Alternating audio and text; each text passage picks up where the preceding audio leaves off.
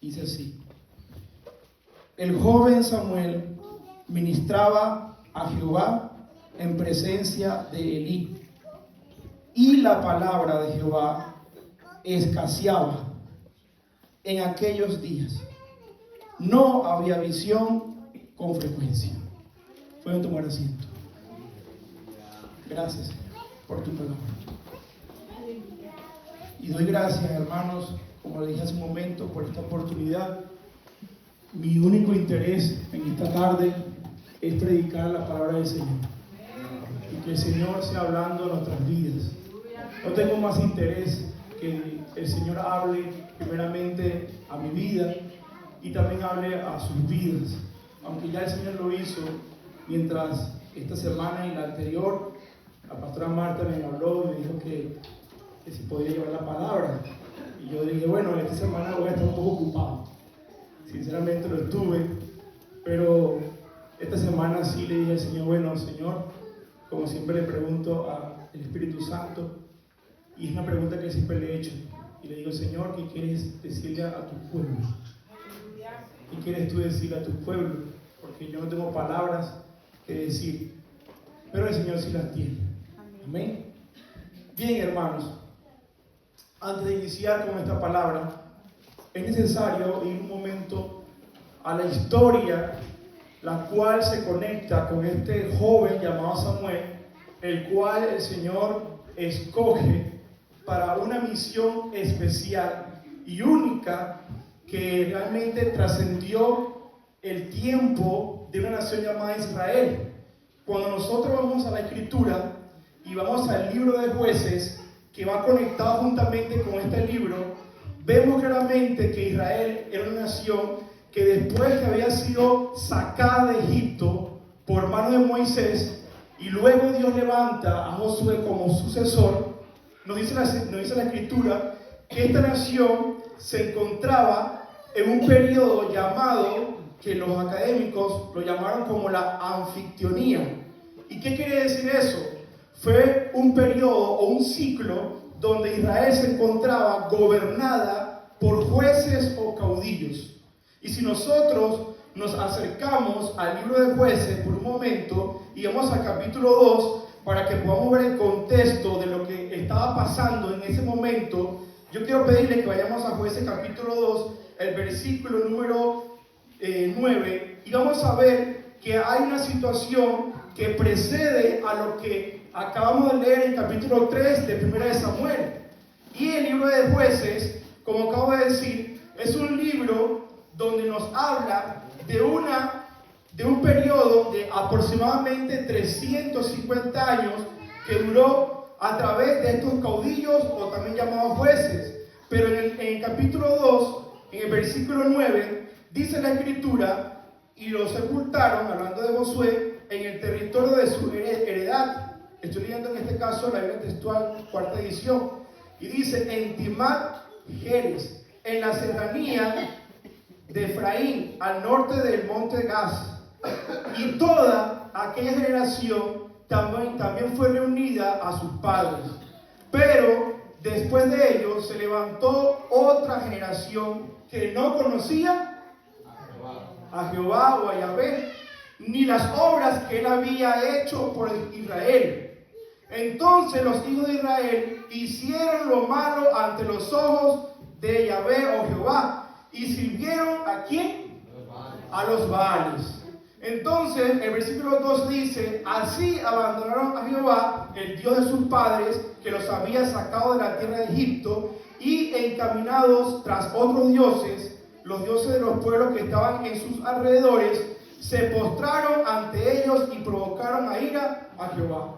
Entonces todos estamos ya relacionados o familiarizados con esta historia que sucedió en el tiempo de los jueces, pero algo muy particular y que algunos, digamos, maestros habla sobre este periodo, lo llamaron el periodo de las 4 R.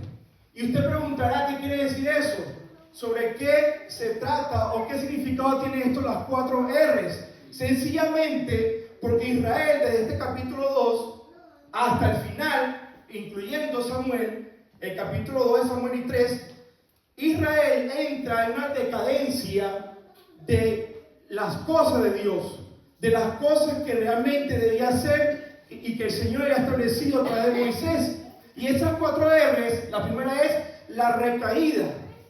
La recaída que el pueblo tenía por causa de la desobediencia, sencillamente porque ellos no querían obedecer los mandamientos del Señor. Ellos querían hacer su voluntad.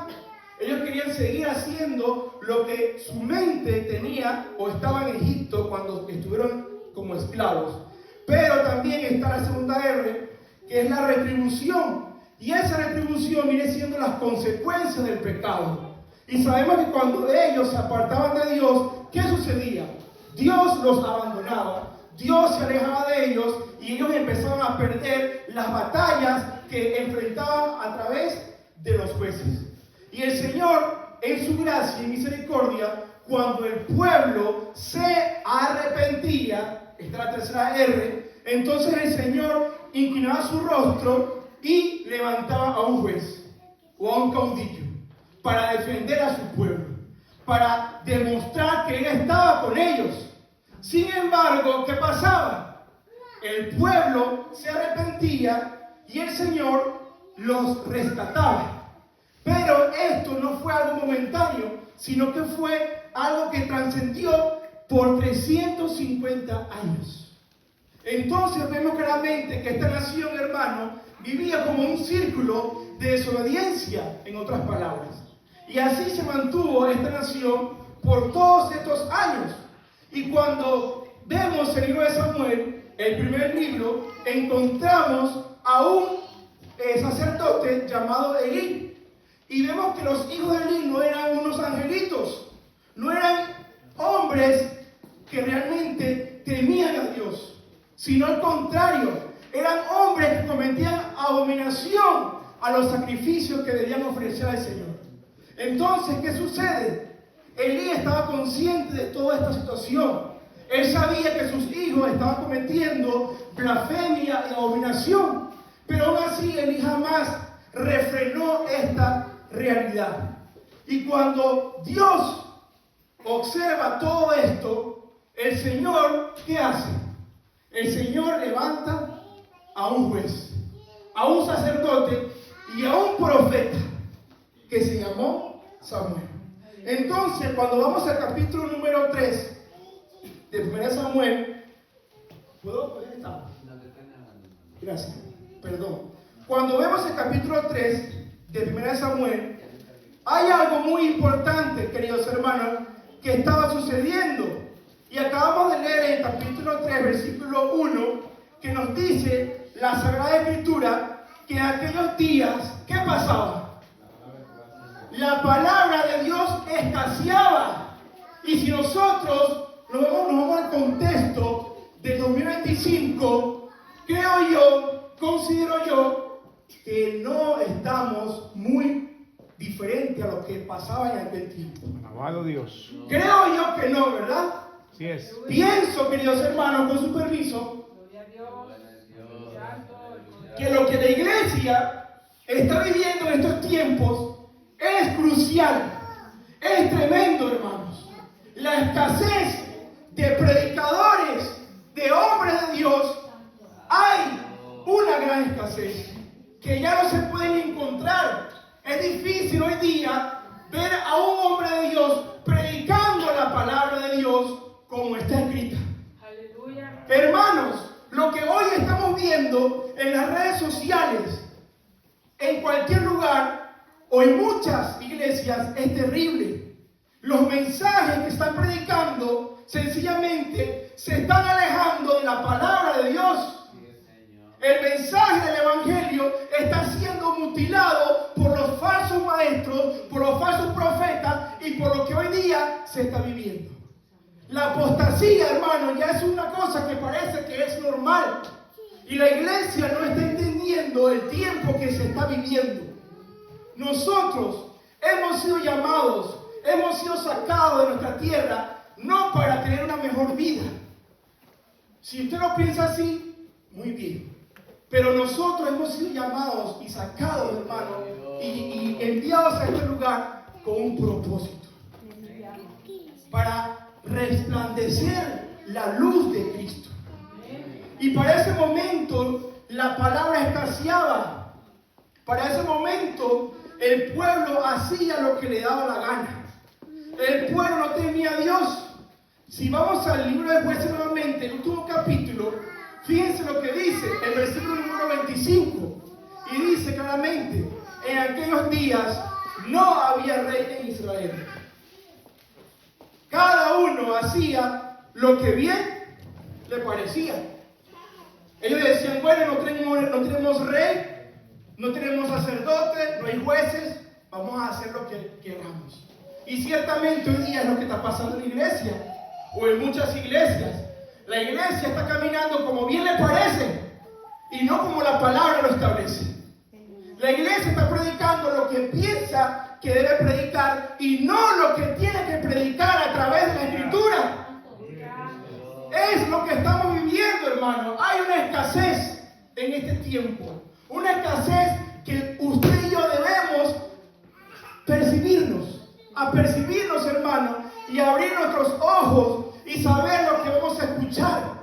Hay tantos predicadores hoy día en cantidad. Usted puede ir a YouTube, a Instagram, a cualquier tipo de red social y colocar cualquier cosa y va a encontrar mensajes de todo tipo. Pero cuando usted escucha los mensajes, queridos hermanos, se aleja de lo que dijo el apóstol Pablo acerca de la esencia de la predicación. ¿Y cuál es? Exhortación, edificación y consolación. Pero esas tres cosas ya no se hacen. Hoy día no se exhorta, hoy día se motiva, hoy día no se edifica, hoy día se entretiene. Hoy día no se consuela, hoy día se consiente a las personas. Alabado Dios. Se consiente el pecado, se permite lo que sea sin importar lo que esté pasando. Hoy sencillamente hay un libertinaje increíble en las iglesias, hermanos. Y no estamos siendo religiosos, hermanos, en este sentido. Estamos siendo realistas con lo que está pasando en la iglesia de Jesucristo. Y nosotros tenemos que realmente entender cuál es el llamado que hemos recibido por la gracia de Dios. ¿Y para qué el Señor me ha llamado? Y si me ha llamado, ¿cómo estoy haciendo lo que Dios me ha encomendado? ¿Estoy haciendo su voluntad? ¿O estoy negociando el mensaje? ¿Cómo estoy predicando la palabra del Señor? ¿Realmente estoy comprometido con esta palabra?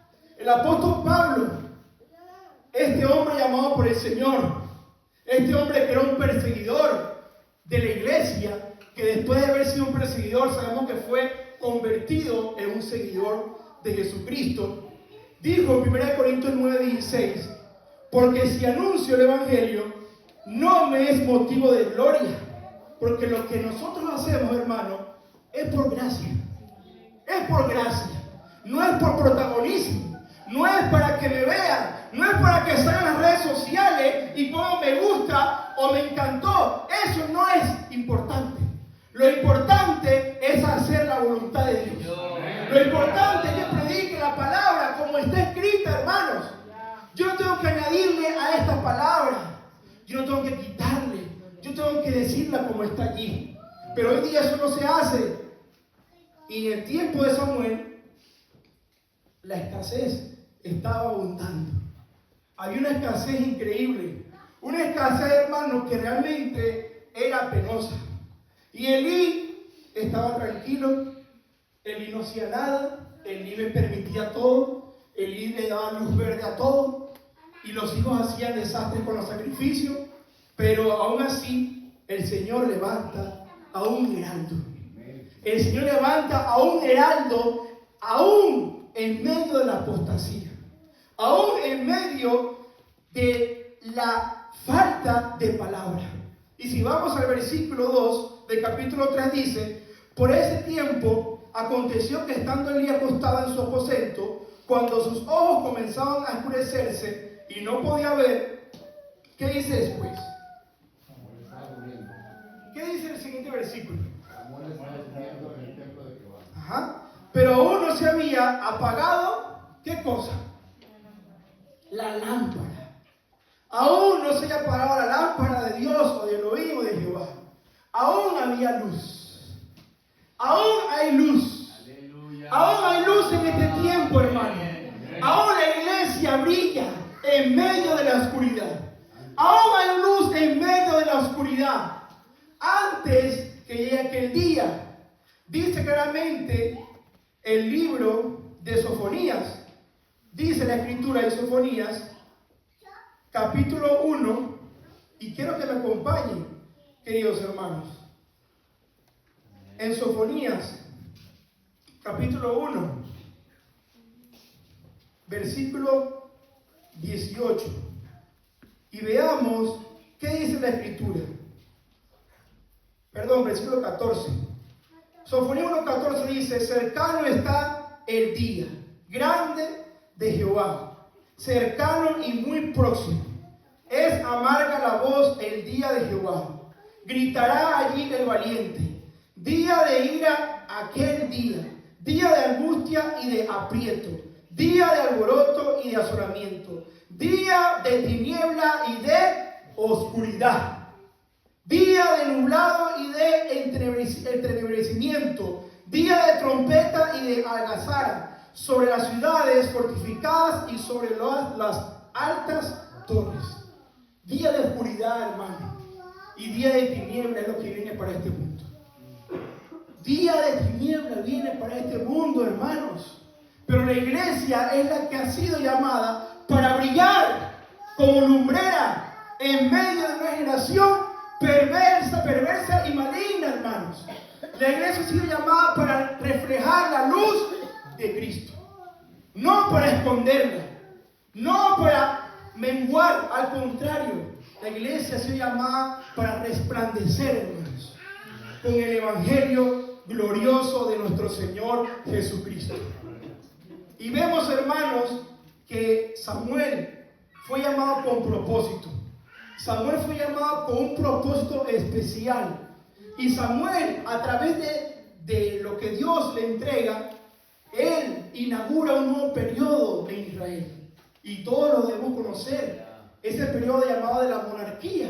Se acabó el periodo de los jueces y entra el periodo de reyes.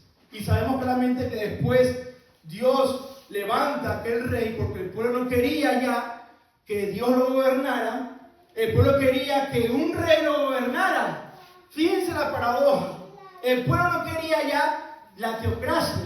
Ellos querían una persona que ellos pudieran mirar y que sencillamente lo gobernara, una monarquía.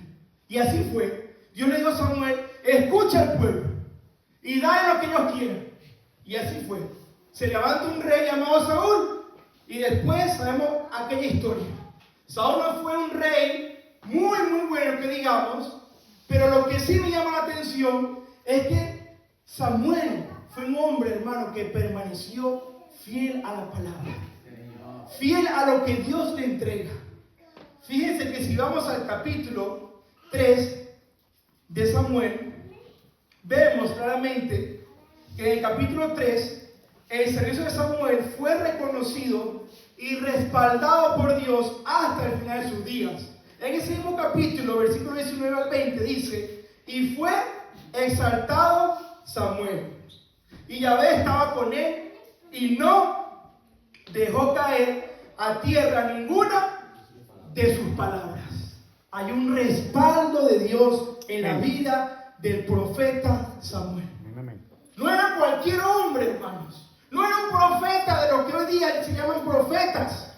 Era un profeta de Dios, que cuando iba a un lugar le decía: ¿vienes con palabra pacífica o vienes con una palabra de...?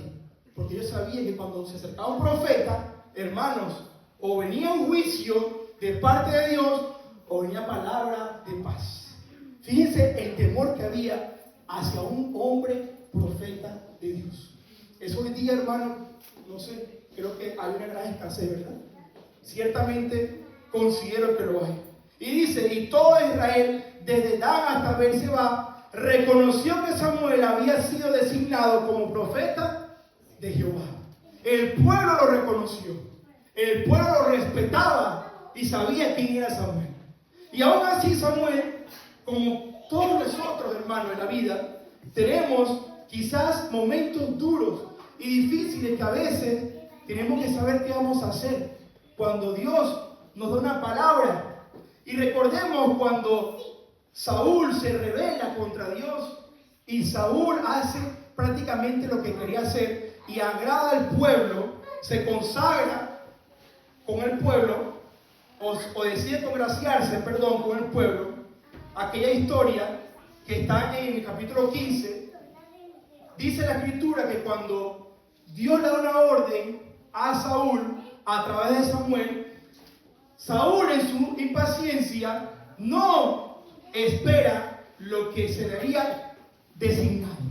Y en el capítulo 15, de versículo 22, me impresiona que cuando llega Samuel a aquel lugar, dice Saúl sencillamente, bueno, yo te estaba esperando, pero como llegaste tarde, tuve que hacer esto. Pero él dice, hice lo que Dios me mandó a hacer. ¿Y qué le dice Samuel? Pero ¿y ese ruido y esa bulla de los animales? ¿Acaso la orden no fue exterminar todo? ¿Y qué hace Saúl? Saúl hace aparentemente la voluntad de Dios, pero no completa. Entonces, mis hermanos, ¿qué le dice Samuel, el profeta, a Saúl, el rey? ¿Qué le dice, hermano, en el versículo número 22? Y se me puede acompañar allí, en el verso 22 del capítulo 15, quiero que veamos las palabras que le da Samuel, el profeta, a Saúl. Samuel no lo abrazó. Samuel no le dio un beso y le dijo, bueno, Saúl, tranquilo, no pasa nada. Si quiere cuadramos aquí, en términos de mi tierra, cuadramos entonces, dame la mitad y no pasó nada, dame una parte de esos bueyes, de ese ganado, y no pasó nada. Saúl, lo importante es que hiciste una parte. Eso no fue lo que hizo Samuel. Eso no fue lo que hizo Samuel. Samuel era un hombre que era determinado y radical en las cosas de Dios. Y dice la escritura en el verso 22, y Samuel dijo, se complace Jehová tanto en los holocaustos y víctimas como en que se obedezca a las palabras de Jehová. Ciertamente el obedecer es mejor que los sacrificios y el prestar atención que la grosura de los carneros.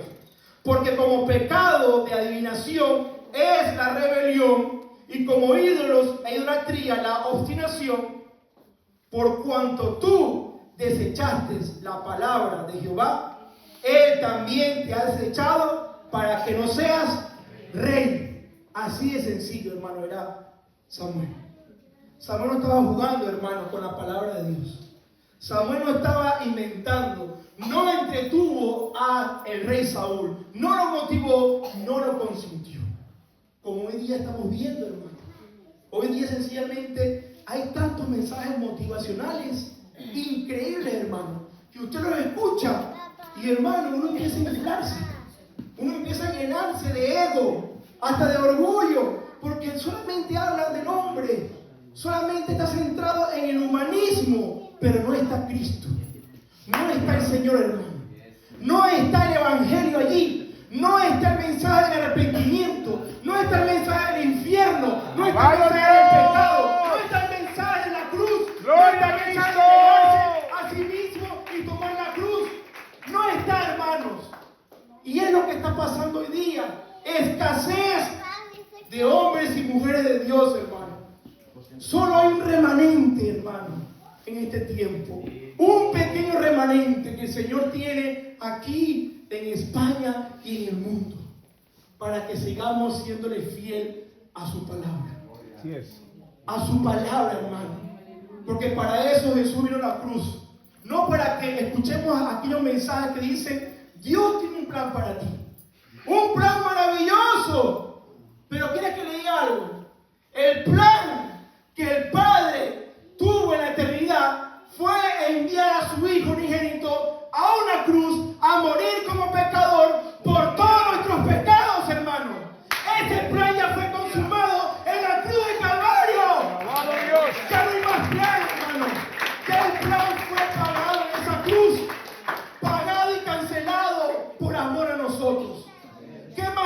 que es, hermano?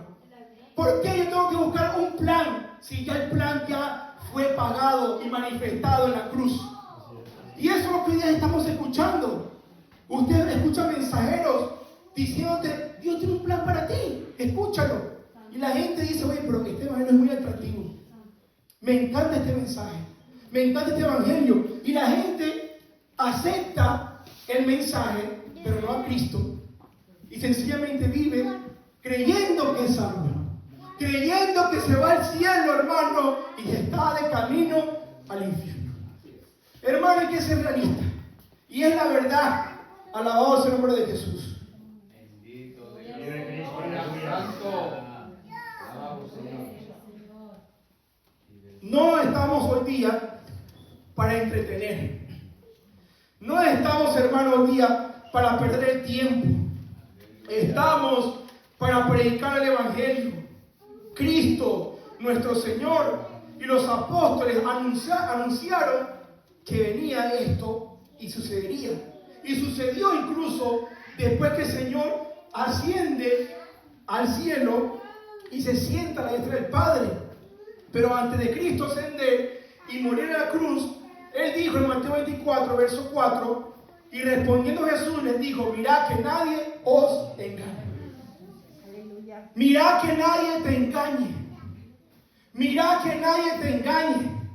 Y también los apóstoles hablaron de esta realidad o apostasía. Segunda de Pedro, capítulo 2, verso 1 al 3 dice, pero hubo también falsos profetas entre el pueblo, como también habrá entre vosotros falsos maestros que introducirán encubiertamente herejías destructoras, negando aún al amo que los compró, trayendo sobre sí mismos destrucción repentina. Y muchos irán tras las lascivias de ellos, por causa de los cuales será difamado el camino de la verdad. Y no solamente eso, dice, y por avaricia harán mercadería de vosotros con palabras manipuladas, sobre los cuales la condenación desde antiguo no está ociosa y su perdición no dormita. Y es lo que estamos hoy día viendo, mensajes que solamente hablan de dinero, mensajes que solamente hablan de dame y el Señor te dará. Da y el Señor te dará. Parece que la canción la malinterpretaron, ¿verdad? Y eso es lo que pasa. Negociantes, ladrones del Evangelio, comerciantes del Evangelio, que no te roban ni con un cuchillo, sino con las palabras. Antes eran con armas blancas, ¿verdad? Hoy día son con palabras. Y la gente va como oveja al matadero. Y se acercan al altar y dejan allí hasta sus casas, hermanos, debajo. Personas han dejado hasta sus casas, sus carros, porque supuestamente Dios le dijo que entregara todo para que el Señor le diera bendiciones y etcétera. Y es lo que estamos hoy día viviendo, hermanos. Primero Juan 2:18 dice, niñitos, ya es la hora postrera, y según habéis oído que el anticristo viene, así han surgido ahora muchos anticristos, por lo cual sabemos que es la hora postrera.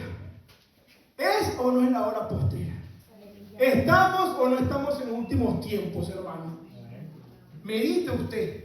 Y Pablo le escribió a Timoteo en su primera carta, capítulo 4, dijo, pero el Espíritu expresamente dice que en los postreros tiempos algunos apostatarán de la fe. ¿Y qué van a hacer? Escuchar a espíritus engañadores y a doctrinas de demonios.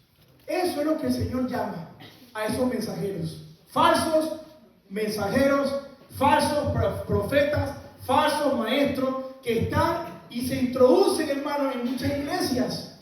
Y tristemente, hijos de Dios, los escuchan y le dicen amén. Amén.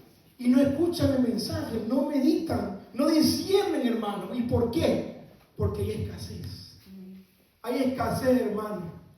No estamos leyendo la Escritura.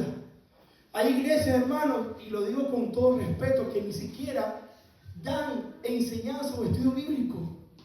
En la iglesia donde por la gracia de Dios yo me congrego con la pastora Marta, un joven que no está ahora allí porque se tuvo que mudar, él me dice, no, yo le pregunto, ¿y ya de dónde vienes? ¿dónde está la iglesia? Y yo le digo, ¿estoy bautizado? Me dice, sí, yo soy bautizado. Qué bueno.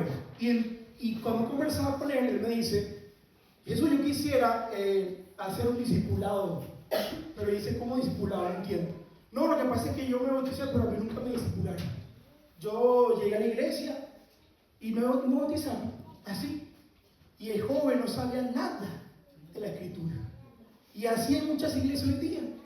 Entra quien sea, fulano o quien sea, y sencillamente lo bautizan y lo sientan allí y se vuelve miembro de la iglesia.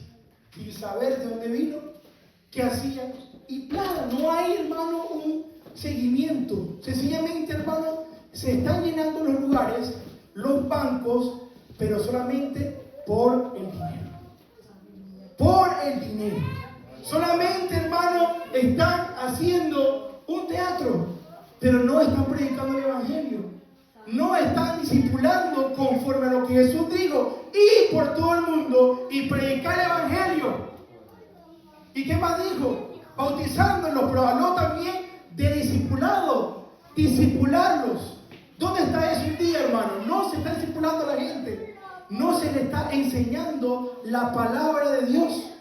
Y así hay un montón de personas que están en la iglesia y no saben nada. Con todo respeto lo digo. Y es lo que estamos viviendo, mis hermanos. Una escasez en estos tiempos, hermanos. Alabado sea Dios. Hemos sido llamados, hermanos, para llevar este evangelio. El evangelio cuesta, hermano. El evangelio duele también. El evangelio, hermano, también debemos entender que no es que yo vine a Cristo para que Él cumpliera mis sueños. Eso no es el evangelio. Yo vine a cumplir los sueños de Dios. Él tiene ya sus sueños para conmigo y para todos nosotros, hermano. Y quiero culminar con esto. Por la gracia de Dios, estoy en esta nación. No tengo mucho tiempo aquí realmente, lo digo honestamente. Creo que tengo 1 año y no sé cuántos meses. Mi cielo, ¿cuánto tiempo tenemos? Yo soy malo con el tiempo. 1 año y 3 meses. 4 meses. No recuerdo. 6 meses. ¿Cuánto? Yo no me acuerdo. Pero les confieso algo, hermano. Yo estaba viviendo en Ecuador. Soy de Venezuela. Y cuando el Señor nos sacó de Venezuela, el Espíritu de Dios nos dio una palabra y nos dijo: van a estar en Ecuador y será una parada. Así nos habló, una parada. Y allí estuvimos casi 2 años. Y yo, Jesús Rosales, yo le dije a mi esposa, bueno, yo creo que esa parada va a ser larga, dije yo. Así que vamos a establecernos aquí. Eso fue lo que dije. Y estaba trabajando, por la gracia de Dios, en una empresa, estaba mi esposa, y estábamos ganando aparentemente un buen dinero. Y yo le dije a mi esposa, yo creo que mejor nos quedamos aquí, porque el Señor dijo que era una parada, pero quizás eso dura mucho. Y estuvimos planificando todo aquello. Estábamos viendo muy bien. Y le digo honestamente, en Ecuador el sueldo son 400 y tanto de dólares. Y lo digo así, yo estaba ganando casi $1,000 mensual. Yo estaba ganando eso, casi $1,000 mensual en Ecuador. Y mi esposo estaba ganando como unos 600. Entre los dos teníamos un dinero relativamente bueno. Estábamos estables, hermano. Y yo le dije a mi esposa, bueno, yo creo que vamos a agarrar y montar un negocio. Porque estaba trabajando, pero se me dio la oportunidad de comprar un local con mi hermano mayor. Y le dije, bueno, vamos a abrir un negocio y vamos a establecernos acá. Y el Señor, el Espíritu Santo, nos dio una palabra, nos dijo que era tiempo de salir. Y no nos dio el lugar. Y yo dije, ¿pero para dónde? Y el Señor dijo que iba a ser tierras lejanas. Pero yo me hice loco. Yo dije, bueno, eso será otro momento. Porque yo voy a empezar a abrir mi negocio. Y así les digo, hermano. Y empecé a hacer todas las gestiones. Y el Señor me volvió a hablar. Y nos dijo que era tiempo de salir. Y yo le dije al Señor, ¿pero para dónde? Y yo, por la gracia de Dios, viví en Alemania hace unos años. Y yo le dije a mi esposa, ¿será que el Señor nos enviará a Alemania? Porque yo no conozco a nadie. ¿A dónde será? Y luego el Señor nos habló a través de una sierva de Dios y nos dijo el Señor los llevará a España. Y yo le dije a mi esposa, no tiene sentido, porque yo no conozco a nadie en España. ¿Cómo será eso? No conozco a nadie, no tengo familia en España. Total fue, hermano, que yo fui desobediente, Pastor Manuel y Pastor Yaira. Y por unos meses estuve trabajando y me hacía el loco. Y el Señor otra vez me volvió a decir que hará tiempo. En todas estas, hermano, ganó el Espíritu Santo. Gloria. Y yo le dije al Señor, Señor, voy a dejar el negocio, voy a dejar esto, el departamento y todo esto. Yo estaba muy nervioso y con mucho miedo. Y en la noche, una noche, yo le dije a mi esposa, vamos a comprar los pasajes y definitivamente vamos a hacerlo, pero con los ojos cerrados. Lo compramos y ya. Y tuvimos 2 horas. Cuando lo íbamos a comprar, ella y yo nos pusimos y decíamos, ¿le damos ok a la transferencia, sí o no? Porque era bien caro el pasaje, por cierto. ¿Sí o no? Entonces ella decía, dale tú, no, dale tú, dale tú. Y estuvimos así, hermano, como 2 o 3 horas, hasta las 1 de la mañana. Y yo decía, ya no, ¿qué voy a hacer? Y entonces ella me dice a mí, hazlo tú. Yo no hazlo tú. Al final yo lo voy a hacer. Y le di ok y transferí el dinero a esa agencia de viaje. Hermano, casi se me sale el corazón. Y yo dije, Dios mío, ¿qué hice? Así dije, hermano. Y total fue que dejamos todo eso y llegamos a España. Y actualmente estamos viviendo en una habitación. Tenemos ahí más de 1 año viviendo en esa habitación. Y los primeros meses yo lloré mucho. Y yo le dije, Señor, yo no entiendo nada de esto. ¿Qué hago yo en esta habitación? Dije yo. Y yo estaba en un departamento equipado y tenía un buen sueldo, mi esposo también. Y ahora estamos en esta habitación. Y realmente el Señor me trajo una palabra que está en 1 Corintios, capítulo 15, verso 31. Y dice, por la gloria que tengo de vosotros en Cristo Jesús, Señor nuestro, cada día muero. Cada día morimos. Y cuando nosotros morimos, hermano, a lo que realmente anhelamos o nos aferramos, nacen nuevas vidas en Cristo Jesús. Cuando usted empieza a morir, hermano, usted verá gente naciendo. Y ese es el evangelio, morir cada día. Morir al yo. Morir a lo que realmente más anhelas. Morir, hermano, a lo que tú aprecias más por la causa del evangelio de Cristo Jesús. Es muy fácil decir, yo amo a Cristo. Pero cuando Jesús te dice que te niegas a ti mismo y tomes su cruz y le sigas, empieza realmente a saber qué condiciones tienes tú del Señor. Si tus convicciones todavía están puestas en este mundo, hermano, tenemos que meditar realmente. ¿Para qué estamos en esta tierra? ¿Para qué el Señor nos ha llamado? ¿Cuál es el propósito, hermano? Y ahí estamos, mi esposa y yo en ese lugar, pero estamos felices. Porque hemos aprendido que hacer la voluntad de Dios es lo mejor. Aún, hermano, en una habitación, aún en algo pequeño, aún en la escasez, damos gloria al Señor. Damos alabanza al Señor. Damos adoración. Porque hemos sido llamados no para algo temporal, sino para algo eterno. Y grande recompensa hay, hermano, cuando le obedecemos al Señor. Cuando decidimos seguir a Cristo, hermano. Porque andan muchos, decía el apóstol Pablo, de los cuales frecuentemente decía, y ahora hasta lo digo llorando, que son enemigos de la cruz de Cristo. Mucha gente dice, tú estás loco, a mí me lo han dicho, pero ¿por qué tú dejaste todo eso? Hombres de Dios me han dicho a mí que por qué yo hice eso, que no tiene sentido dejar la estabilidad, dejar el dinero y dejar toda la comodidad. Pero ¿por qué lo hiciste, hermano? Que hubiera quedado allá mejor. Pero yo digo, pero Señor, pero ¿dónde está entonces la mente de ese hijo tuyo? Entonces, ¿dónde está nuestra mente, nuestro corazón? ¿Acaso amamos más esto que se va a acabar pronto que a Cristo? Hermano, realmente lo que hoy día se está predicando, no se está predicando negarnos a nosotros mismos y tomar la cruz. Ese mensaje ha sido mutilado en muchas iglesias, hermano, porque no les conviene, porque no es atractivo para muchos oyentes. Alabado sea el nombre de Jesús.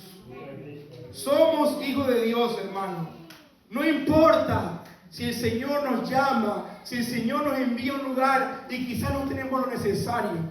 Eso no importa, hermano. Cristo se despojó hasta lo sumo, tomando forma de siervo, hecho semejante a los hombres, y se humilló hasta la muerte, muerte de cruz. Hermano, Cristo se despojó, se vació, dejó su gloria, dejó la oración allí de los ángeles por causa de nuestro pecado. Y si Él dejó todo, ¿quiénes somos nosotros para no decirle al Señor, amén, Señor? Te obedezco a ti. Amén, Señor, yo te sigo a ti. ¿Quién soy yo para reprocharle hacer su voluntad, que es buena, agradable y perfecta? Si el Señor nos llama, hermano, diga, heme aquí. Como le dijo Samuel. Heme aquí, le dijo, tu esclavo oye. Y Samuel, hermano, obedeció. En medio de una escasez de palabra de Dios, en medio de una oscuridad, en medio de una apostasía, Samuel se mantuvo fiel hasta la muerte. Y fue reconocido como un profeta de Dios. Y culmino con esto, hermano. Según Timoteo 4, versículo 1. Si me pueden acompañar a este pasaje. Según Timoteo capítulo 4, versículo 1. Para la iglesia, la gracia de Dios. Bendito tu nombre, Dios. Señor, tú eres bueno. Según Timoteo 4:1 dice, te encarezco delante de Dios y el Señor Jesucristo, que juzgará a los vivos y a los muertos en su manifestación y en su reino. Que prediques, que instes a tiempo y fuera de, redarguye, reprende, exhorta con toda paciencia y doctrina. Alabado sea el nombre de Jesús. Porque vendrá tiempo cuando no sufrirán la sana doctrina, sino que teniendo comezón de oír, se amontonarán maestros conforme a sus propias concupiscencias, y apartarán de la verdad el oído y solo volverán a las fábulas. Pero tú, iglesia, la gracia de Dios, sé sobrio en todo, soporta las aflicciones, haz obra de evangelista, cumple tu ministerio. Cumple tu ministerio. Cumple el llamado que Dios te ha encomendado. Sé obediente hasta la muerte, hermano. Porque para eso murió el santo, inocente y justo nuestro Señor Jesucristo. El Rey de Reyes y el Señor de Señores. Aleluya, Padre. A ti sea la gloria. Vamos a hacer una oración, queridos hermanos. Quiero que podamos hacer una oración esta tarde. Yo quería realmente traer una oración, pero realmente no sé si se puede, pastor. Es una canción que yo no canto, por cierto, pero es una canción que la hermana, ella se llama Loida, ¿verdad? Yo creo que ella se la sabe, que por cierto es el hermano Marino. Y la he tenido en mi corazón. Si podemos cantarla. Se llama El Misionero de Dios. ¿Tú la conoces, verdad?